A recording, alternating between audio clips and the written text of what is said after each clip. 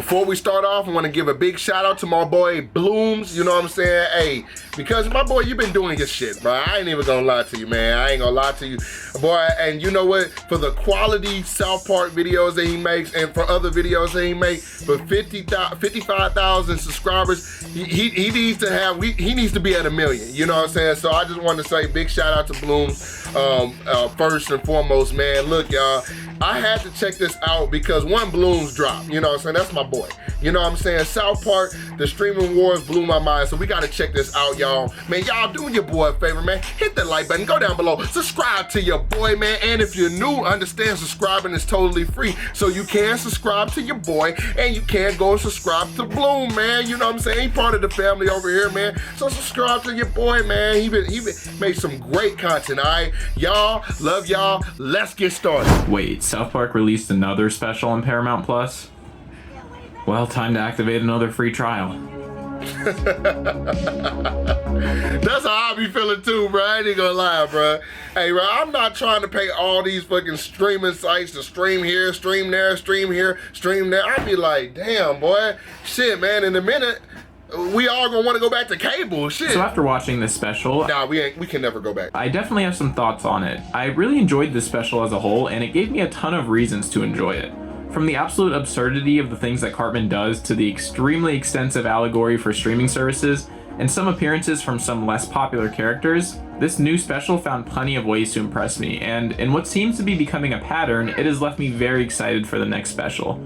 There was even one aspect of the special that I was genuinely amazed by, and man, my boy be growing some. Boy, look at that bud over there, boy. That boy, hey man, shout out to my boy Randy, bro. That boy that came up, bro. Be nobody. I mean, be somebody to somebody, but be somebody in this world, my boy. We'll get there. So, with the intro out of the way, let's get into it. Okay. South Park, the streaming wars blew my mind. But before we get started, I want to say thanks to today's sponsor, no one. There is no sponsor. But I actually do want to shout out my boy Johnny Two Cellos, who can pump out these reviews at record speeds, and I'm sure this video will end up being pretty similar to his, so go check out his too. Shout out to the boy Johnny there, man. Also go check out his new video on South Park's most heartwarming moments. It's a fantastic video, I highly recommend it. So this special mostly focuses around the drought in Colorado, as many people and businesses no longer have access to the water that they need. A big part of this is thanks to the very essential agriculture being done over at Tegrity Farms, but it's mostly due to Man Bear Pig. If you don't know what Man Bear Pig is, it's basically how the show personifies global warming. He's been around since season 10 and has maintained his place as an allegory for... That's interesting. I have never known that's how they personify global warming. Like, I thought Man Bear Pig was just an asshole that beat the devil. You know what I'm saying? Something that they just wanted to be an asshole about. But now I see, that's the thing. That's why I like South Park, is because they go above and beyond and give real life metaphors and real life scenarios of things that could happen and things that could not happen, and how we perceive things. Like, so we might perceive global warming as, oh my God, it's global warming. But Man Bear Pig, like you said, is a personification of our fear for global warming, and maybe global warming in itself. I like that, man. I like climate change ever since. We also get a callback to another old episode with Pee-Pee, the owner of a water park. We first see him in the incredibly gross yet enjoyable episode Pee. All of this is to set up for the main plot of this episode, where the farmers learn that they can take any excess water that they don't use and sell it to other people. Wow. Most importantly, they have to prove that their water is making it to the reservoir. Token's dad is the first to take advantage of this and dubs the system, "We're about to start our very own streaming service." I'm hollering, bro. Okay. I see where they're going with this, man. But here's another thing. My boy has got some updated Xbox controllers. About damn time they was playing that Game Gear box, whatever they was playing. I was like, I don't know what the hell that shit was. But besides that, man, my boys, look, I didn't know that they were farmers. Now, I didn't know Token's dad and them were some farmers and shit now, bro. That's what's up, man. That's right. In case you haven't figured it out yet, this is all a big metaphor for movie and television streaming services like Netflix, HBO Max, Paramount Plus, and the million others that exist now. I don't want to go too in-depth into the subtext and the messages you gotta dig for, so I'll summarize the basic messages behind this plot. More and more people begin... Are they eating hot dogs with tater tots with a fork? Oh, they're lost. These kids, this generation is lost. All of that is finger food. Tater tots, finger food, hot dog, glizzy. I guess it's finger food, but you gotta rip your hot dog up now these days. You gotta break it off in little sections and shit. You might gotta eat that motherfucker with a fork. A wiener. Get in on the streaming service craze, creating their own streaming services. But as the market becomes more saturated, the big time companies that have more money begin to buy up more and more areas to make their streaming services even larger. Meanwhile, Stan and Token are kind of stuck in the middle, as they're the ones that are creating the boats that are necessary for each streaming service to prove they're making it to the reservoir. They start with Credigree Farms and then Integrity Farms and are finally offered an insane amount of money to create the boats for Cussler Industries. Again, I don't want to go too in depth into the background behind this, so I'll give a quick summary. Also, again, Johnny goes far more in depth into this in his video, so once again, go check that out. Basically, Randy is HBO Max, and Stan and Token are Matt and Trey, the creators of South Park. In 2019, they signed a huge deal with HBO Max for exclusive rights to the show. Shit. You said they assigned a $500 million deal for U.S. streaming rights for South Park? Jesus, boy. Then in 2021, they signed an even huger deal with Paramount Plus that basically used a loophole to get around the deal that they made with HBO. Damn, so you telling me they made $500 million and then they made $900 million on top of that, bro? My boys, my boys, nigga. They rich. They rich, bitch. HBO Max. The deal with HBO included rights to the episodes that air on Comedy Central. So to get around this, the new contract included 14, quote, made-for-TV movies that would be exclusive to Paramount Plus and not air on Comedy Central. The show's entire catalog would also move to Paramount Plus when the HBO contract expires. Wow. So Randy, representing HBO, is not happy about this new deal. At the center of all this are Stan and Token, aka Matt and Trey, who are accepting these deals because of the insane amounts of money that they will be making. Is everyone still following? Right. Okay, good. This leads us to our look into the minds of Matt and Trey, as the boys begin to question whether they're taking on too much responsibility in these. This is interesting because even seeing Stan and Token being closer, more friends, more of a friends vibe, seeing more of Token's parents, Jesus, I don't know if that's a good thing or a bad thing because all they can do is start fucking up. That's all they can do is just start fucking up. Obviously, Matt and Trey are questioning the same thing when it comes to South Park. The amount of content that they're producing in such a small amount of time is probably the most they've ever done, as they made 2 hour-long specials at the end of last year, then made 6 regular episodes in 6 weeks, and now are making 2 more hour-long specials in what will probably end up being 2 months. Golly, bro. And then if they overworking themselves, they gonna burn themselves out, and I'm telling you, it's not gonna be good for us viewers. That's what I'm saying. They're gonna be rushing a whole bunch of content, bro. That's not good, bro.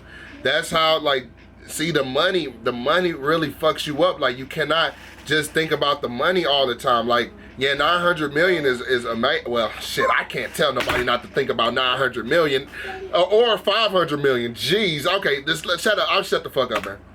We also get to see the worries of the creators as they begin to question whether they can keep up the same quality while having such a vigorous schedule. We see this through the quotes from Randy and the kids. Cartman, come on, that looks like Come on back, Al. Look, I know we're making a lot of these, but we still have to make them look nice. Does it really matter? Yes, it matters. The streaming services are paying for nice boats. We're going to march right over to where this guy lives and tell him that you can't possibly take on another streaming service without sacrificing the quality of your product. Damn. Now, to try to skip past a lot of stuff that was mostly set up for the next part, it comes out eventually that PP, the water park owner, was behind everything the entire time, as he essentially does what he can to monopolize the streaming services and take out any of the competition. He was even in cahoots with Man Bear Pig, a pretty clear commentary on how many businesses don't work to prevent climate change, since they actually benefit from it in many ways. The entire streaming service plot ends with a cliffhanger, where we begin to see PP's plan materialize as he begins to take out his competition with the help of Man Bear Pig. Oh no! All around, I thought this plot was really interesting. I like how deep and meta they tried to get with it. Throughout the years, they've become known for making these meta plot lines, and that has been met with varying degrees of success, but I think in this special they did it really well, and I'm really excited for the next part. And despite how good this plotline is, I haven't even gotten to What the hell are they doing, boy? talk about the absolute insanity that is the Cartman plotline. You invest $1,000 right now? Well, forget about stocks, real estate. Yeah, I didn't or want to crypto, know. please.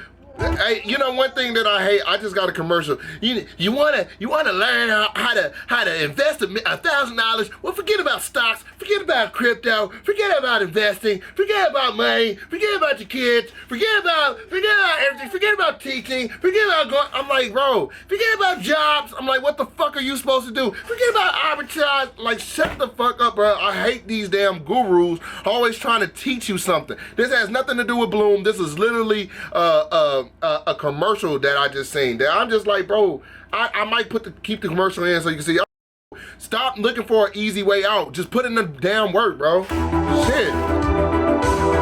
Forget about your mom. Forget about your dad. Forget about your greasy granny with holding her fucking pennies. Forget about all of them. Like, girl, come on, man. So in case you missed out on season 25, Cartman lives in a hot dog stand now since his mother doesn't want to work and is incredibly depressed about it. He hates living in the hot dog so much that he's willing to do anything to get out of it. Did I say that his mother doesn't want to work? Because what I meant to say is that he forced his mom to stop working and take care of him. Also, did I say that he's willing to do anything to get out of it? Because what I meant to say is that he's willing to make his mother do anything to get out of it. Okay. Besides work, of course. Right. When he sees the rich owner of the new streaming services move in across the street, he gets excited and comes up with an ingenious idea. His absolutely foolproof plan is to get his mother breast implants so that the rich dude moving in across the street will marry her and take them in. Oh, Lord. Yes, that is really the full extent of his plan. He manages to convince the rest of the boys to help pay for it by wording the situation extremely vaguely. Okay, I need to try and raise some money because my mom needs to have surgery and we can't afford it. Oh, dude. And whether it be that the rest of the boys are just too kind-hearted or they somehow forgot that they're talking to Eric Cartman. Right, like this man literally served his dad to his stepbrother, bro. Like, come on now. They end up buying into it. However, a wrench is thrown into his plans as, for the first time maybe ever, his mother is not putting up with these antics and she straight up says no. As she continually refuses, he tries to get more and more manipulative, going as far as to say that if she doesn't get them, then he will. She surprisingly doesn't budge, no matter how much Cartman claims that he will do it. And eventually, out of pure stubbornness, Cartman goes through with it and ends up with a cartoonishly large breast augmentation. What? I'm sorry, but this is genuinely one of the funniest images in the show's history. Like, it's just so absurd I cannot look at it without laughing. Are you It just cracks me serious, up bro? every time. These are real fake tits! Kenny, feel him! Go ahead, feel him! Look at Kenny.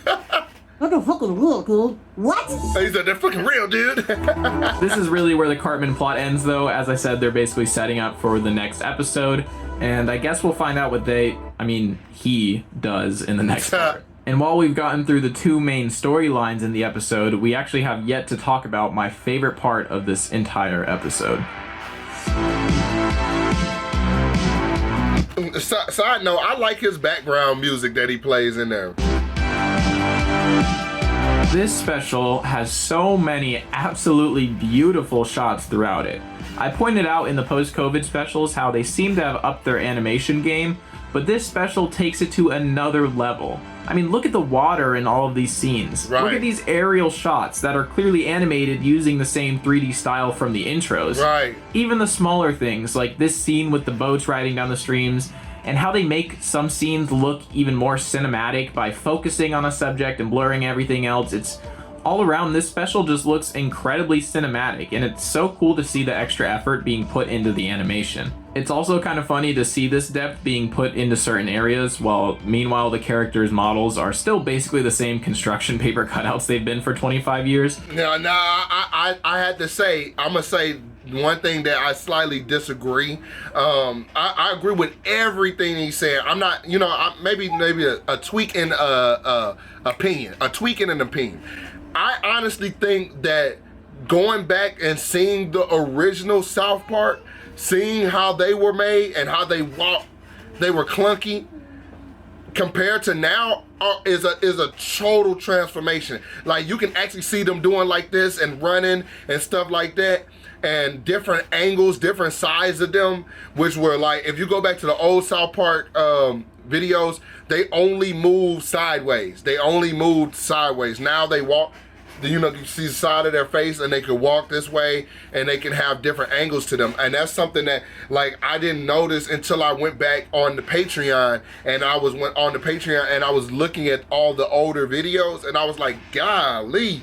I mean, it's still great for what it was back then, but it's done a complete transformation with just the character models, and like Bloom said, the environment, the cinematic shots, and I would say character development and also character models, bro. I'm telling you, man, they did a great job, man. But it makes for a visual experience that's pretty unique to South Park. So as I play some more of my favorite of the pretty animation clips, but he is right, they just kind of just like go like that. I'll go ahead and summarize my feelings regarding this special. All around, it was really good, and I am looking forward to the next part a lot. Well, I guess that's it. I mean, I don't really have anything else to say. Oh yeah, I forgot to mention how insane it is that they played the song WAP by Cardi B and Megan Thee Stallion during the whole, like, water scenes, all the scenes involving water. Yeah, I thought that was pretty funny. That is funny. Well, yeah, I guess that's it. All right. Shout out to Bloom, man. Go follow his Patreon. Definitely hit the like on this video, and go to Bloom's video and hit the like on there, man. I'm going to tag him in the top in the title, so that way y'all can click on his page as well. Please subscribe to him, y'all. Thank y'all for sticking around with me, man. I understand, bro. I'm just glad to have y'all here. Shout out to y'all. Love y'all, man. This was very, very informative. I'm definitely gonna have to try to watch that. I'm definitely gonna have to try to watch all those specials over on the Patreon. That might be really dope to react to all those specials over on the Patreon. Y'all, I love y'all. Be safe. Peace.